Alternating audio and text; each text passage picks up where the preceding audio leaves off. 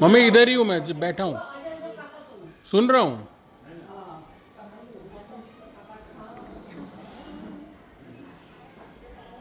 जब तक हम भगवान की कथा नहीं सुनते हैं तो भगवान की बात किसी को जानेंगे नहीं, इसके बारे में कैसे थोड़ा बहुत सब कोई जानता है, लेकिन ज़्यादा से ज़्यादा जानने का प्रयास करने से ही जीवन में भगवान। इसीलिए तो हम उनको जानने के लिए ही मनुष्य बने, जैसे कोई पेड़ बन के खड़े होते है ना। तो जितना हो सके तो जाने और उनके भक्त में यही सबसे बड़ी कमाई है जीवन की। और बाकी यहाँ कुछ होता नहीं है। दिन के लिए आते फिर कहीं जाते फिर आते फिर जाते फिर आते फिर जाते ये यहाँ नहीं होंगे, है ना। उधर का जितने बैठे तो करोड़ों बार कितनी बार आए गए, किस रूप में आए, ये खेल चलता है। हमने क्या अच्छा किया जीवन में, वही महत्व करता है। बाकी यहाँ कुछ कभी सोचा क्या करते व्यस्त रहना। तो किसी भगवान ऐसी कृपा करते की तरह ज़्यादा दे देते, उसको संभालते रहता, कभी उनकी तरफ देखता नहीं। ये भगवान की माया है। बच्चा उधर माँ कुछ पकड़ा देती, ले खेलो, हम तब तक अपना काम कर लेते। ऐसे ही भगवान होते होशियार है ना, इसलिए कुछ पकड़ा ही देते, ले उसी मस्त रहो, हमारे पीछे मत भागो, नहीं तो फिर हमको तुम्हारा चाकर बनना पड़ेगा। भक्ति दे दे भगवान, संकोच करते, बाकी सब चीज़ ले लो, क्या लेना ले। तो वही बात, अब हम लोग अज्ञानी हैं, हमको कुछ नहीं, तुम भक्ति भी रखो, तुम भी मत चाहिए, कुछ जो चाहिए वो दे, है ना।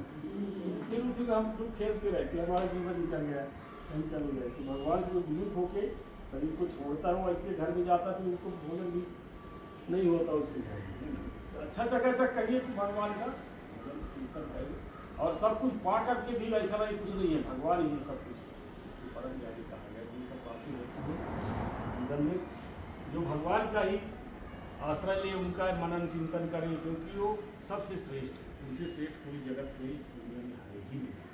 परमात्मा से करके पूर्ण मदा पूर्ण पूर्णा पूर्ण पूजा पूरी हो ही नहीं। तो हमारा सारा जीवन कई बार जन्म लेकर के हम भगवान की कथा नहीं सुन सकते, इतनी लीला भगवान ने की, लेकिन जितने ही समय दिया भगवान, उसी में हमको सब कुछ करना है। बाल बच्चे भी पालना है, भगवान को भी जानना पड़ा, कल पूरा करके और जाने की तैयारी भी बनाना है। सबसे बड़ा होशियार उसी कहा गया जो परलोक भी सुधारता। ये लोग तो सुधर गया, लेकिन हम आगे की भी सुधार करेंगे। हमको कहाँ जाएंगे, कुछ घर दुआर मिलेगा, खाना पीना मिलेगा कि नहीं। तो ये होता है पुण्य। पुण्य हमारे जीवन में तो हमको सब मिलता जाएगा, नहीं तो ऐसा नहीं। एक बार बच्चा जन्म लेता है तो एक माहौल में चला जाता है, दूसरा झोपड़े में आता है ना। झोपड़ा वाला जिंदगी भर कष्ट करके उसके बराबर नहीं बना सकता जिसको सब बनाया मिला, है ना। कभी लगता नहीं कुछ तो है इस दुनिया। एक को दूसरा आदमी जिंदगी भर कष्ट करके उसके बराबर नहीं बना पाता, दूसरे को ऑटोमेटिक मिल गया सब बना तो कुछ उसकी कर्म हो गए तब ना मिला, नहीं तो हमको क्यों नहीं मिला। ऐसा सोचना चाहिए। इसलिए खूब जीवन में पुण्य कमाएं, पुण्य जाए, भ्रमण करें, माता पिता गुरु रखिए, सबका सम्मान करें, और मीठा बोले, शांति रखें, और भगवान का पूजन करें। यही सबसे बड़ा धर्म है। ऐसा करके जाए, कोई जाने के बाद भी हमको याद करे। पर वो गिरने लोगों से होते हैं ऐसे संसार में, कुछ करके जाते हैं।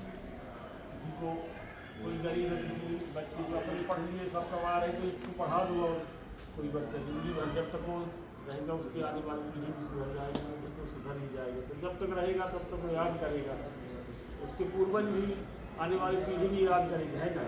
तो हमारे दादा परदादा को ऐसा किया था, हम सब सीखी। जब तक शिक्षित नहीं होता मनुष्य तो उसको लक्ष्मी नहीं प्राप्त। तो ये सब बातें होती, कुछ न कुछ अवश्य ऐसा करके जाए। एक पेड़ भी नहीं लगाए जीवन में कि चलो जब तक ये रहेगा, एक आम का पेड़ भी लगाए, किसी का भी लगा दिए, कहीं पे जगह मिली तो उसकी उम्र 500 वर्ष हो। कभी यदि मान लीजिए कर्म नहीं करता, चिड़िया भी बने तो फल तो खाएंगे वही करके, कुछ करेंगे तो जरूर चाहिए, बिना कुछ करें कुछ नहीं। तो यही सबसे बड़ा भाव है। तो ये कथा अभी 5 अध्याय आप सुन लीजिए। कथा सुनने का मतलब आप समझ गए। श्री गणेशाय नमः। एक दान नैमिषारण्य ऋषिया सौकाद्या। एक बार नैमिषारण्य तीर्थ में 88 हजार ऋषि लोग रहते, सब ऋषि आपस में एक बार सभा किए। तभी वहाँ पे व्यास के शिष्य जो सूत जी है वो भी हरि का नाम स्मरण करके वहाँ पे आ जाते हैं। अति बुद्धिमान सूत जी को आते देख करके सब इस गुंजन खड़े हो गए, उनको दंडवत नमस्कार करके अच्छे से आसन में बैठा करके बैठे हुए सूत जी से पूछने लगते कि हे सूत जी, इस घनघोर कलयुग में मनुष्य को हरि भक्ति कैसे मिले? कारण कि इस कलयुग में कोई भी मनुष्य पुण्य नहीं करता। बहुत ही पिछले लोग ऐसे होंगे जिनका पूजा पाठ धर्म कर्म में मन जाता है, केवल खाना और कमाना, दो ही चीज़ बचती है, उसी को सर्वश्रेष्ठ स्थान देते हैं।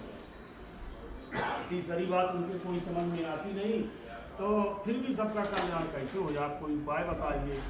तब सूत जी कहने लगे कि हे ऋषि का आप सबने बहुत अच्छा पूछा, सुनो मैं आपसे उत्तम व्रत को कहता हूँ। जिस व्रत को नारद जी ने लक्ष्मीपति भगवान विष्णु से पूछा था और भगवान ने जिस तरह नारद जी को बताया वही मैं आपको बता रहा हूँ।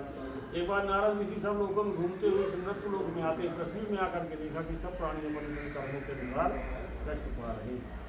जिन छोटे से उपाय जिनका कष्ट दूर हो जाए, ऐसा सोच करके नारद जी जिस लोक में जाते, जिस लोक में जाकर के भगवान नारायण को देखते हैं, जिनकी सुंदर चार भुजाएं, चारों भुजाओं में शंख चक्र गदा पद्मा ध्यान किए हुए बहुत सुंदर वरमाला से सुशोभित भगवान नारायण को देख करके नारद जी की स्तुति करते हैं।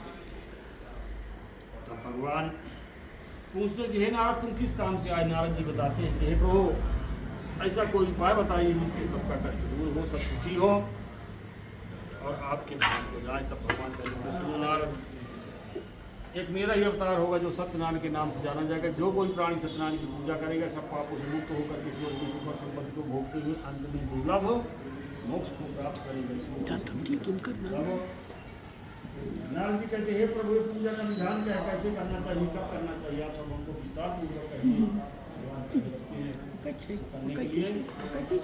सुंदर पके हुए केले, शक्कर, घी, दूध, गेहूं का जूस सबको सवाई ला करके अपने घर में भाई बंधु मित्र परिवार को बुलाए और ये प्रसाद भी जो बनाते हैं भी सवा पाव अथवा सवा सेर के हिसाब से सवाई मिला देना चाहिए और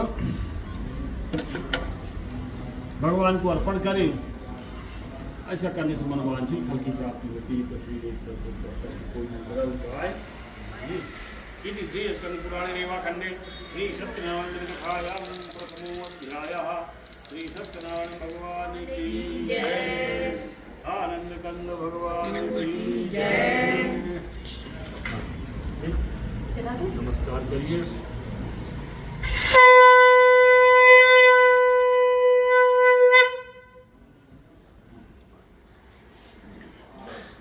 आप बैठ जाइए बाबू, जैसे कुर्सी ले लीजिए, बैठ जाइए। हाँ बैठने के लिए हाँ बैठिए ऐसे आराम से। ऐसे दूसरे अध्याय में सूत जी बताते हैं, नारद जी भगवान से पूछते हैं कि हे प्रभु ये पूजा को सबसे पहले उसने किया था, वह है हमारी सुनने की इच्छा।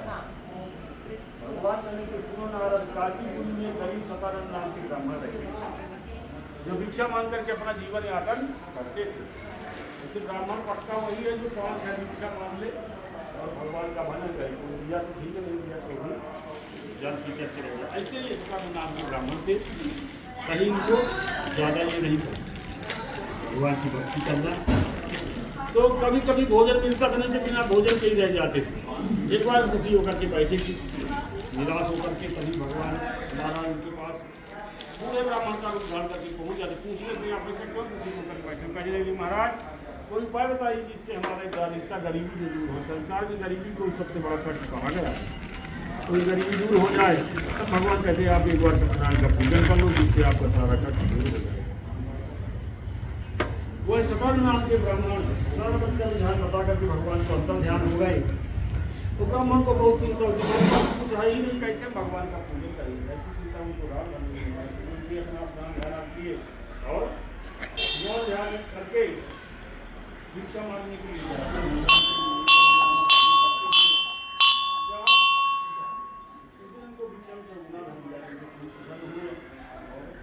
दिन भर करके सायंकाल पूजन करते हैं। इस पूजन के प्रभाव सुनकर दिनों दिन यश कीर्ति धन धान्य आदि बढ़ने लगा। घास फूस का झोपड़ा था घर की अच्छा हमेशा भगवान का पूजन करने लगा। एक बार पूजा में मग्न थे तभी वहाँ से एक लकड़हारा गुजरता है, उसकी भी यही हालत, रोज जंगल जाओ लकड़ी काट के बेचो तब घर में खाना पीना भोजन बनता था, कुछ नहीं बचता था अगले दिन के लिए। तो